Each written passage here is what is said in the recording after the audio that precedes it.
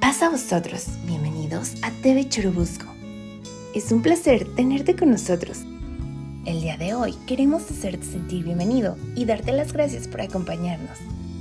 Este es un espacio creado especialmente para ti, en el cual hemos creado programas, recursos y predicaciones bíblicas con el fin de que puedas vivir una vida más cercana a Dios, con paz y armonía. El día de hoy hemos creado esta predicación especialmente para ti. En un momento más comenzamos. Paz a vosotros. Gracias, hermano Abraham, por su presentación. Amados hermanos en Cristo Jesús, paz a vosotros. Pueden ocupar su lugar, hermanos, igualmente nuestros hermanos que nos acompañan a través de la transmisión que tenemos por medio de esta plataforma de ID Churubusco. Bien, hermanos, hoy vamos a ver otra parábola, una enseñanza, y está relacionada con las otras dos anteriores que hemos estudiado. La de la leona con sus dos leoncillos y la parábola de las dos águilas, la de águila de muchos colores y la otra que era una grande águila. La leona y sus leoncillos vimos que se refería precisamente a Judá y a esos reyes que se quisieron rebelar contra el rey de Babilonia y fueron llevados cautivos, y uno fue hasta preso con cadenas. Luego, cuando vimos la parábola de las dos águilas, ahí el aprendizaje fue que mucho judío pensó que escapando y yéndose hacia Egipto, ahí se iban a librar del mal. Lo que nunca pensaron es que Nabucodonosor también iba a conquistar al rey de Egipto, y aprendimos que dice que nunca más el rey de Egipto volvió a salir de su lugar. Hoy vamos a ver esta enseñanza, y esto es, vamos a decir, es algo que antecede a lo que vimos en las dos primeras parábolas que hemos estudiado. Y además este profeta es el profeta Jeremías. Ya estudiamos hace tiempo cuando hablamos de los profetas y de los cuatro mayores, y nosotros hemos dicho que Jeremías es conocido en el mundo popular, así en el mundo religioso popular, como el profeta llorón. ¿Por qué? Porque él es el que se lamenta, él es el que ve, ahora sí, como decimos en la figura retórica del pleonasmo, él ve con sus propios ojos cómo son llevados cautivos a Babilonia. Y entonces dice el libro de Jeremías capítulo 1, vamos a ver. Cuando se da esta profecía, Jeremías 1:1, hermanos, conforme a la cronología de Ussher, es el año 629 antes de Cristo. Quiere decir que para el año 606, que es cuando son llevados el primer cerco, faltan exactamente, ¿cuántos años? 23, ¿no? 23 años antes de que ya viniera este caso, Jeremías les habla, y entonces dice así el capítulo 1 de Jeremías.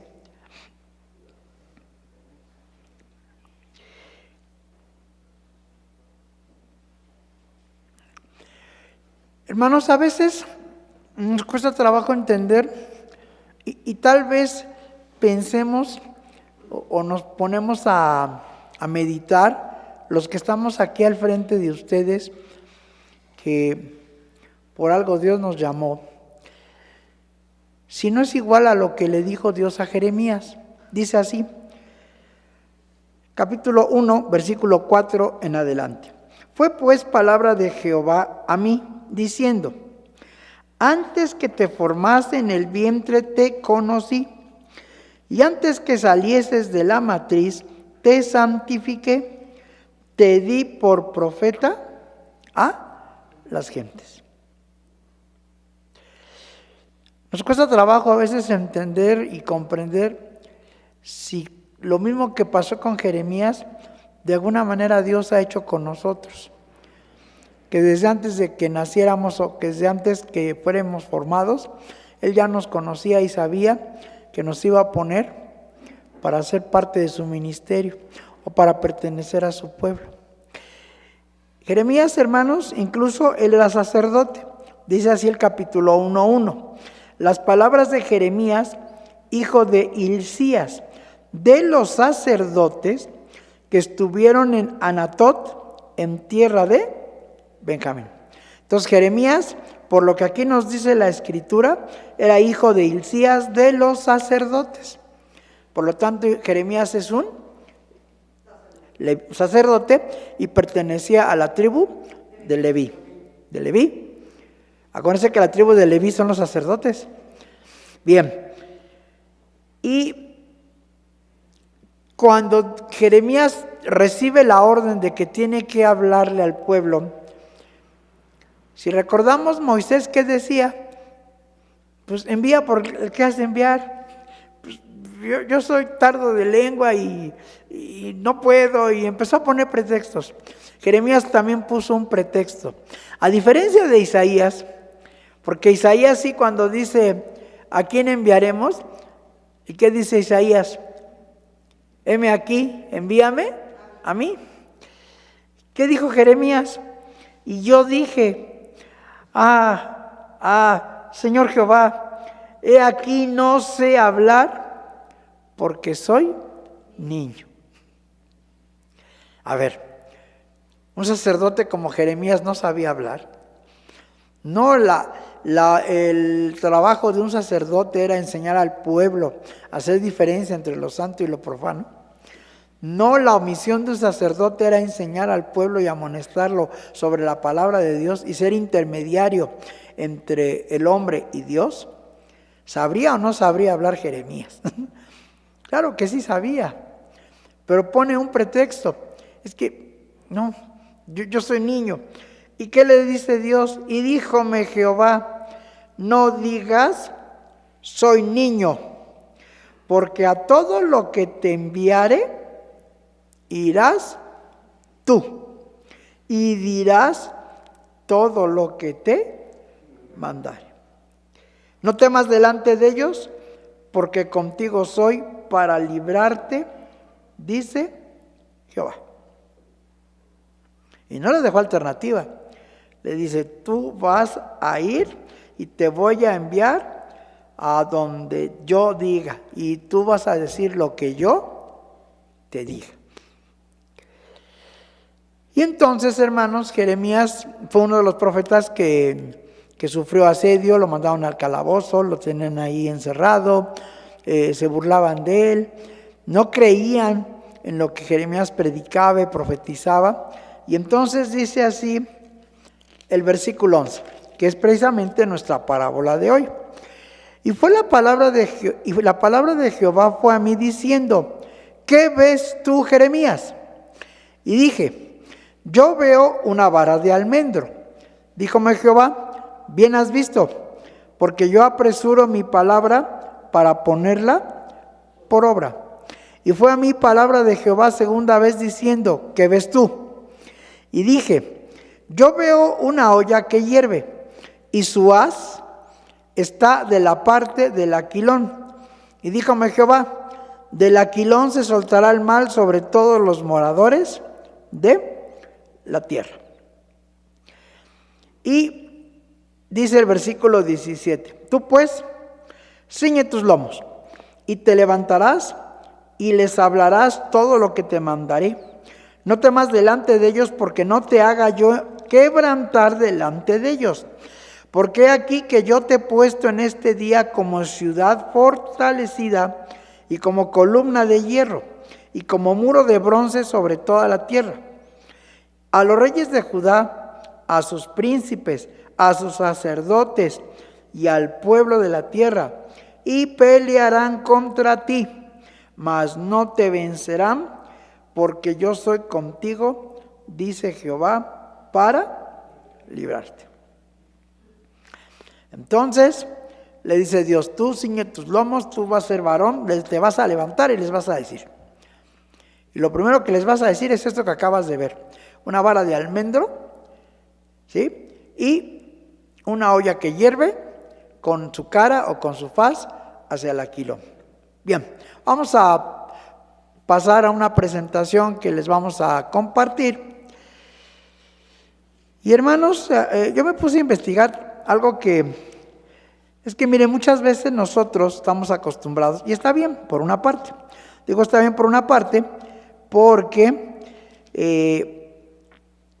oímos las predicaciones, escuchamos lo que nos predican todos nuestros hermanos que nos han antecedido, y como dice el apóstol Pablo en la carta a los Corintios, conforme a lo que está escrito, creí, por lo cual también hablé. A mí también se me evangelizó, decía Pablo. Yo lo que les predico es lo que yo también aprendí. Y esto, hermanos, que estamos enseñando es algo que pues yo aprendí de los hermanos que me antecedieron. El hermano Fernando Lascano predicaba mucho de esto, el hermano Santiago Montiel también, Manuel López, todos ellos ministros que les gustaba mucho este tipo de temas de profecía. Tomás Domínguez seguramente allá en Veracruz, o el hermano Jesús Marina allá en Morelos, por decir los hermanos que en esa época un servidor, pues les decíamos a tono de respeto y de honra, los ministros de la vieja guardia. Hoy resulta que los de la vieja guardia somos nosotros. Ahora, ¿cómo pasa el tiempo? Y entonces, todo el mundo sabemos, el Aquilón, el norte. Ah, sí, es el Aquilón, es el norte y se acabó. Pero yo un día digo, bueno, pero ¿por qué decimos el norte? ¿Por qué también decimos la palabra septentrional? Hoy lo vamos a aprender. Quiero compartirles esto que investigué porque también es interesante, que no nada más está bien, los hermanos lo predican, lo enseñan y pues decimos así es. El austro es el sur, de ahí viene Australia, la tierra del sur. Pero ¿de dónde salió esto? Vamos a ver. Entonces tenemos la parábola de la vara de almendro y la olla que hierve, ¿sí? Bueno, ahí está, por un lado el almendro, ahí está la flor, y tenemos una olla que está hirviendo, ¿no? Bien, vamos a hablar sobre el almendro. Bien, el almendro, su nombre en latín es Prunus dulcis, también puede decirse, hay una que es Prunus amygdalus. El almendro es un árbol de la familia de las rosáceas. ¿Eso qué quiere decir? Que es de los rosales y por lo tanto tiene espinas. O sea, no es tan fácil tomar el almendro, tiene espinas. Hay dos variedades, el Prunus dulcis y la variedad dulcis se cultiva desde hace milenios para aprovechar sus semillas, las almendras, como alimento y como materia prima para obtener su aceite. El proceso de maduración de las almendras se lleva a cabo en primavera y entre 7 y 8 meses después de florecer.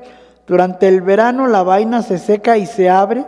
Finalmente su recolección se produce entre los meses de agosto y septiembre. Lo interesante del almendro es que durante primavera es donde inmediatamente florece.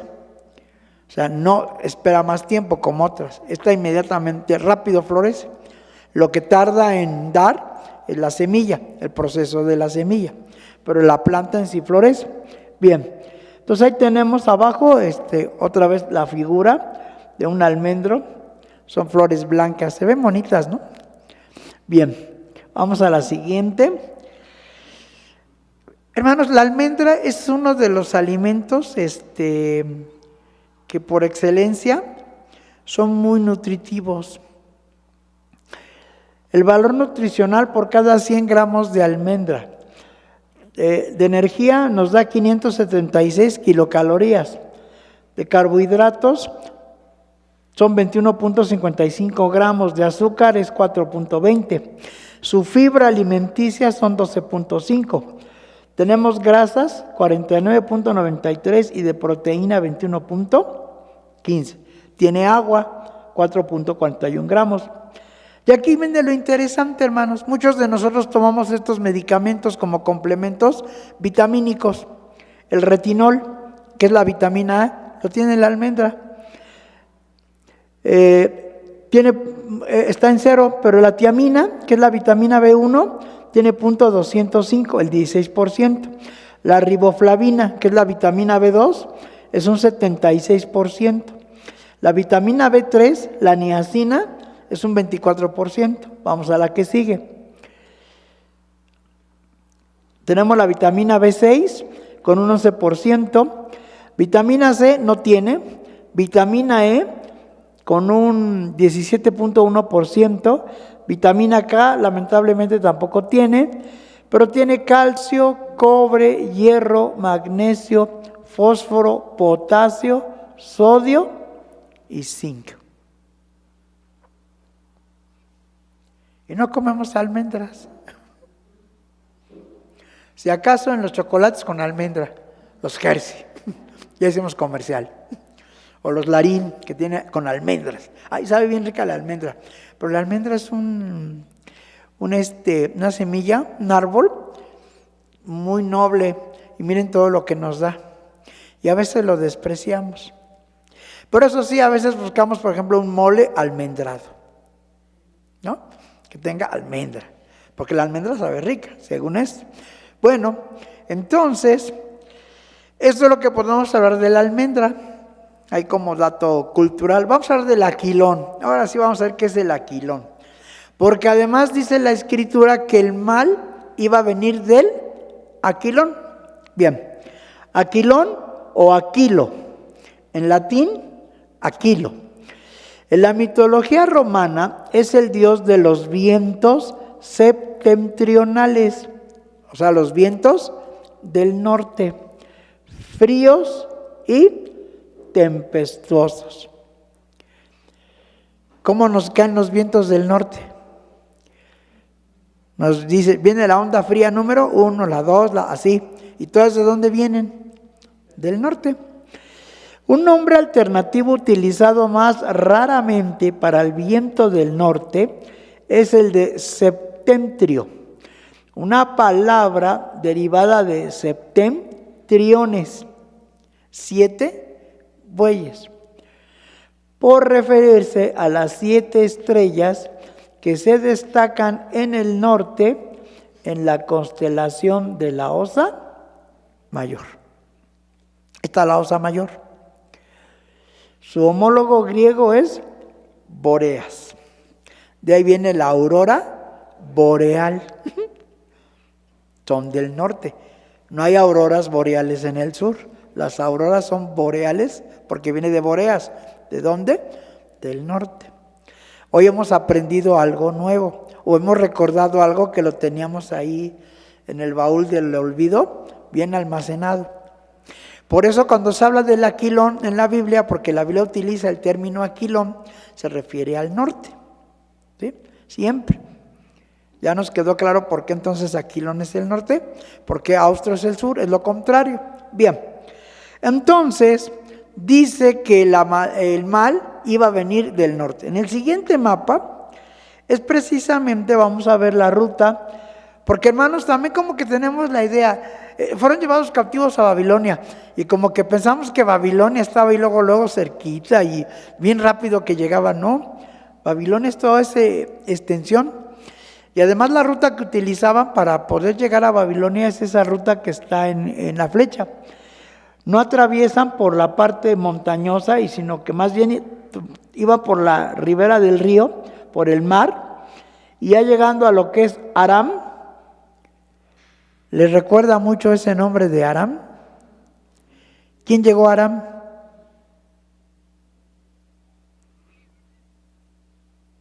Yo creo que después de esto le vamos a tener que decir al hermano Rubén que nos vamos a meter a estudiar a los patriarcas.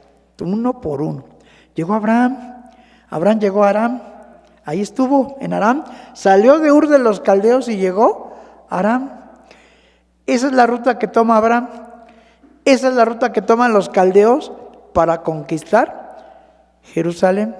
¿Por dónde llegan? Por el norte. No llegaron por el este ni por el oeste. Nunca van a llegar porque es el mar. Por el sur está Egipto. Así que o llegaban por el este, o por el oriente, o llegaban por el norte. Y Dios profetizó por medio de Jeremías que el mal iba a llegar por el norte.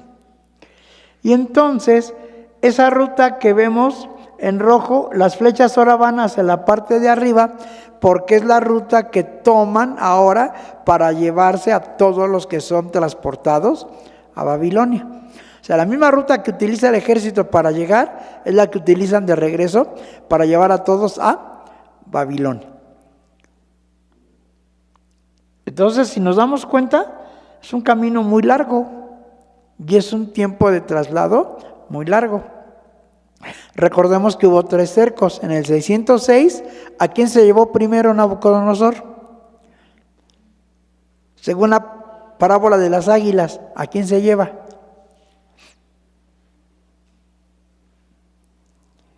Se quedan pensando los hermanos, ¿a quién? ¿A quién? ¿A quién se llevó en el primer cerco Nabucodonosor? Según la parábola de las águilas.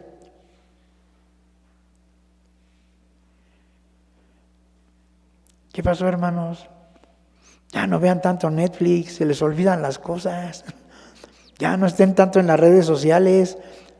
Se les olvida todo por estar en las redes sociales. Dijimos, o por estar en el YouTube, dice el hermano Ricardo, pues también, igual. O el TikTok, o no sé ni qué tantos hay. Ahí están las predicaciones, dice el hermano. Pues ojalá y las viéramos, nos volvíamos a acordar.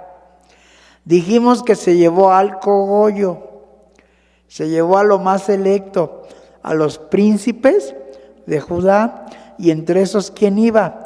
Daniel y sus amigos. Ese fue el primer cerco. Ahí están las águilas. Por eso les decía que estas 3 parábolas, aunque son en diversas fechas y con diversos simbolismos, es exactamente sobre el mismo suceso, la transportación a Babilonia. Entonces, son llevados cautivos a Babilonia y conforme a nuestra última lámina que hoy vamos a compartir, dice, es lo que yo les comentaba en un principio. En el año 629 fue el momento en que, conforme a la cronología de Usher, Jeremías vio esta visión, por lo cual solo faltaban 23 años para que sucediera el primer cerco de Babilonia contra Jerusalén. ¿Cuánto tiempo iban a estar en Babilonia? Dice el libro del profeta Jeremías.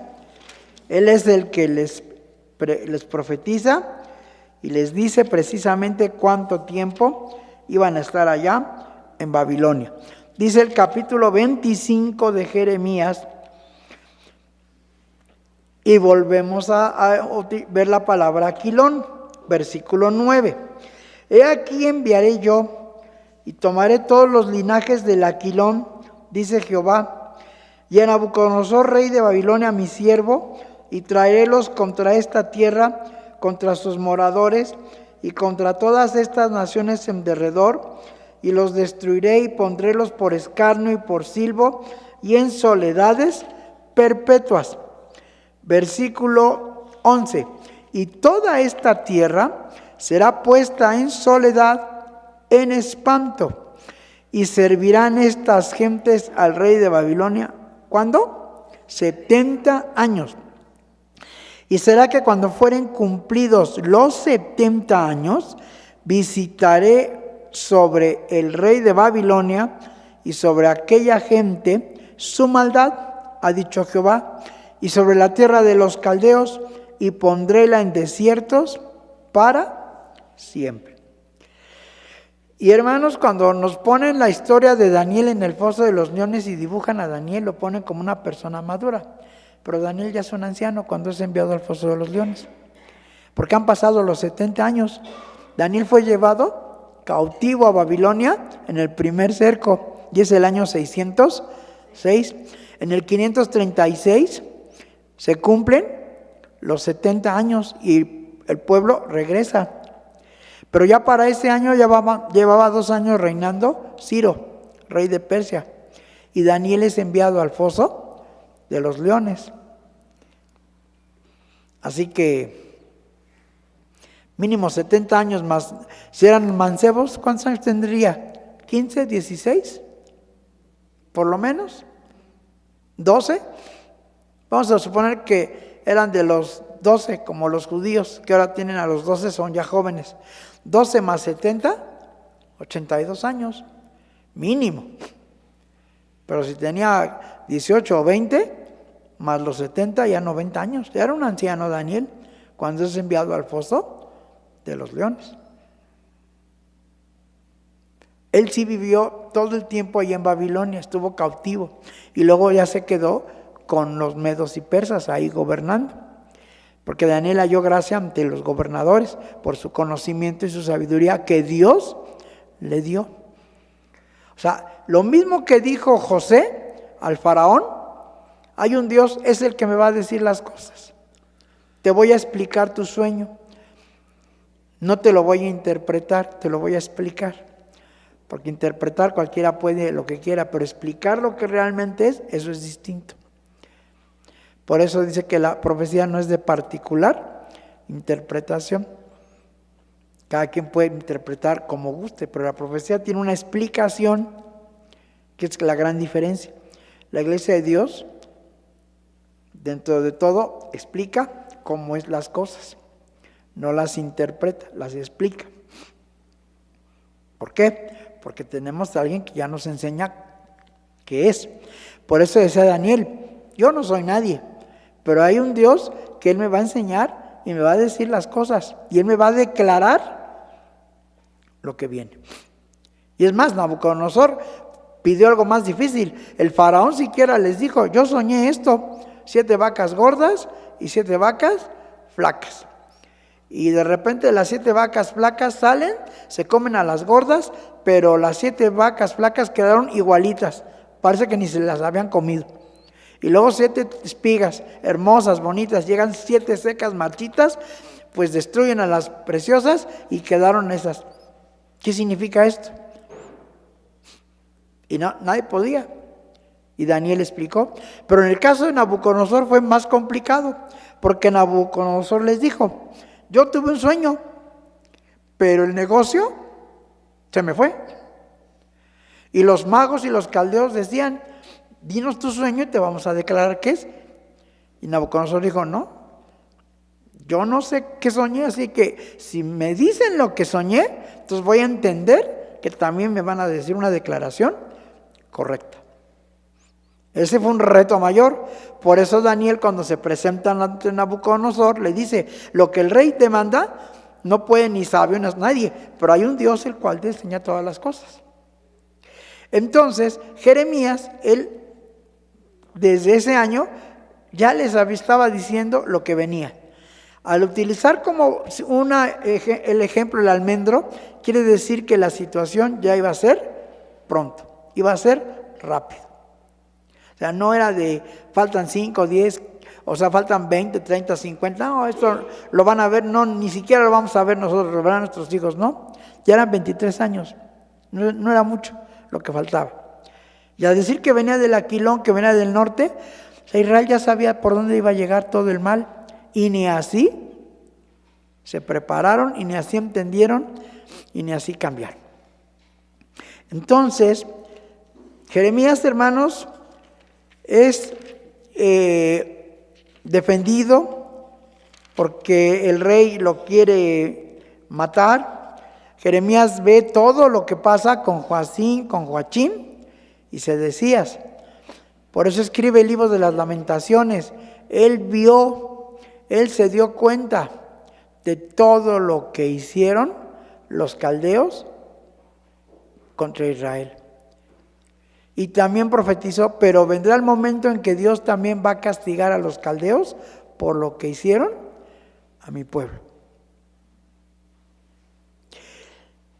Hermanos, nosotros entonces con estas enseñanzas y sobre todo con estas 3 parábolas, nos damos cuenta que lo que Dios dice se cumple.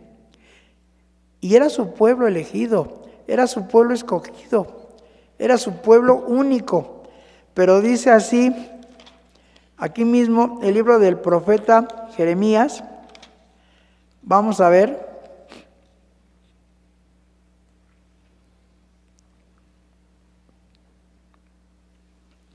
Capítulo 13.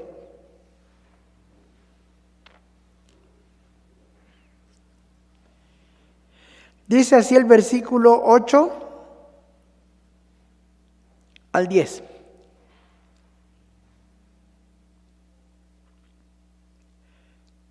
Y esta es otra parábola que también es muy parecida.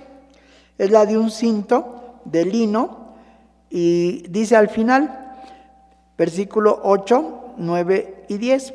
Y fue a mí palabra de Jehová diciendo, así ha dicho Jehová, así haré podrir la soberbia de Judá y la mucha soberbia de Jerusalén.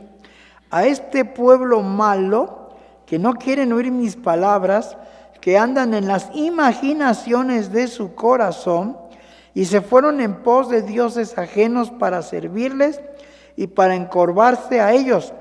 Y vendrá a ser como este cinto, que para ninguna cosa es bueno. Bien, pues esta es otra parábola que también pues la podemos tocar, que es el cinto podrido.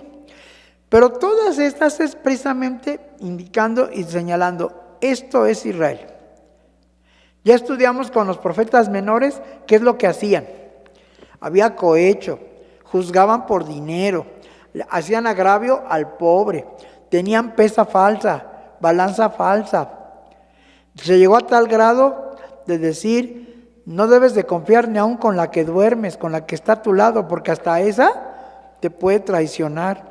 Había mentira, había engaño, pero era el pueblo de Dios. ¿Cómo es posible que un pueblo que tenía las leyes, cómo es posible que un pueblo al cual el mismo Dios les dijo, todas las gentes que escuchen y oigan estos mandamientos dirán, pueblo sabio y entendido es este, gente grande es esta? Eso debería de decir la gente también, hermanos, de alguna manera, de nosotros como parte de la iglesia de Dios. Pero a veces vemos lo que hace Israel y como que ahí queremos hacer lo mismito. Tal vez no engañamos directamente, tal vez no falseamos el derecho, pero de vez en cuando pues sí como que caemos en las mañas o en las acciones que hace el mundo. ¿Y cómo es posible que un hijo de Dios ande ahí metido en eso? Para que veamos. ¿Sí? Y duele, hermanos, y a veces es una lucha de conciencia y de poder muy grande, una lucha de conciencia entre lo bueno y lo malo, porque muchas veces decimos, bueno, para conseguir un programa social o para conseguir algo, pues échales mentiras y hasta dile que comes carne una vez al mes, ni siquiera a la semana, y hazle ahí la llorona, para que te den incluso la cuota más baja. Oye, pero ¿es correcto eso? Pues no, hermano, pero pues es que la necesidad y que hemos aprendido, y ese es el gran reto que tenemos. Entonces, en estas tres parábolas lo que estamos aprendiendo es que lo que Dios profetizó, lo que Dios dijo acerca del castigo y lo que le iba a pasar a Israel por donde le buscaran, se cumplió. No creyeron que venía el castigo y llegó. Luego pensaron que huyendo a Egipto se iban a salvar, pero en otra parábola que dio Ezequiel dijo, aunque se vayan a Egipto, hasta allá les va a alcanzar el mal. Y si ustedes se someten, si ustedes obedecen y se aceptan el yugo del rey de Babilonia, pues sus hijos regresarán después de 70 años y van a volver sus cautivos. Pero tampoco eso creyeron. Así que, hermanos, pues, como dice Romanos capítulo 15, 4, lo que antes fue escrito para nuestra enseñanza, fue escrito. Por algo está ahí. Y ahora a nosotros nos corresponde aprenderlo y estudiar y no ser como ellos. No caer en ese ejemplo de desobediencia. Porque a fin de cuentas, pues Israel es su pueblo, son las ramas naturales y lo dice Pablo. Si Dios perdona las ramas naturales, si no las perdonó, ¿qué te esperas tú? Que eres un injerto. Y si aún esas ramas no permanecieran en su incredulidad, dice, poderoso es Dios para volverlas a ingerir en su olivo. Así que esto es de Dios. ¿Qué nos corresponde a nosotros, hermanos? No ser como ellos. Ellos fueron soberbios, fueron presuntuosos. El mismo Isaías lo decía, las princesas, las hijas de Israel hasta bailan, caminan danzando con los pies. No, dice los pomitos de aroma, las joyas. No, las hijas de Jerusalén, las hijas de Sión, las mujeres se sentían, ahora sí que tocadas por el mismísimo Dios. Sí, estaban tocadas por el mismísimo Dios, bendecidas por Dios, pero por otras razones, pero ellas nunca lo entendieron así. y pensaron que lo merecían y que eso es porque ellas así eran merecedoras de muchas cosas, y no.